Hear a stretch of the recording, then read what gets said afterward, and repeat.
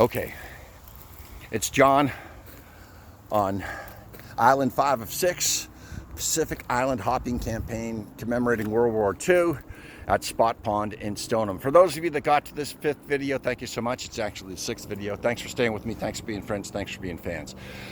Out of all the battles of World War II, this is probably my favorite. There's a great book called Pacific Alamo about Wake Island.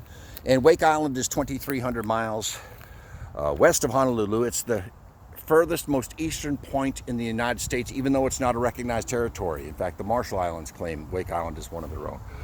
It's got the longest runway in the world, nearly 10,000 feet. I'm sorry, it's got the longest runway in the Pacific right now. United States military has it there, and they also conduct ballistic missile tests there as well today.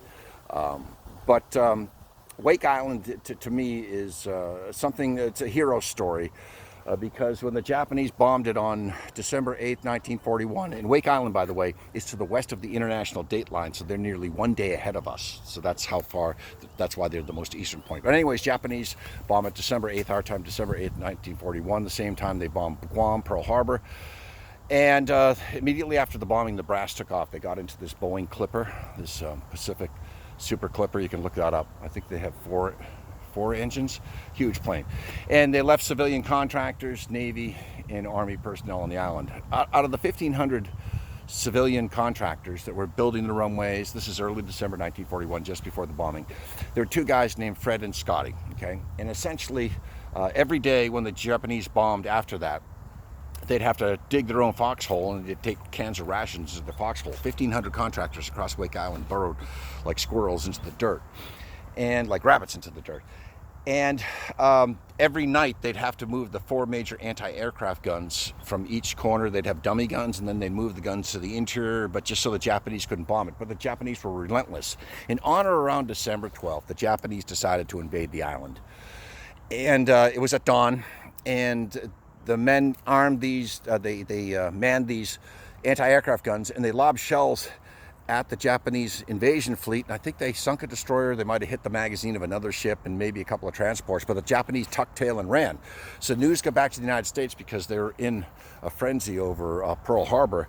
And the legend is, and it never happened, that the command said to Wake Island, the battalion there, "What do you need?" And they said, "Send more Japs," but that never happened. Anyways, so back to Logan Scotty. It's around December, and I should know this because I did the video, and you can check my video out, by the way, on The Folklorist. Out of all my favorite videos, the Robinson Crusoes of Wake Island is my favorite. I got it out of First Into Nagasaki, another book written in 1965, but check it out, and I'll put the link down here. Anyway, so now it's December 22nd, December 23rd, right around Christmas, and the Japanese finally invade. It comes at dawn.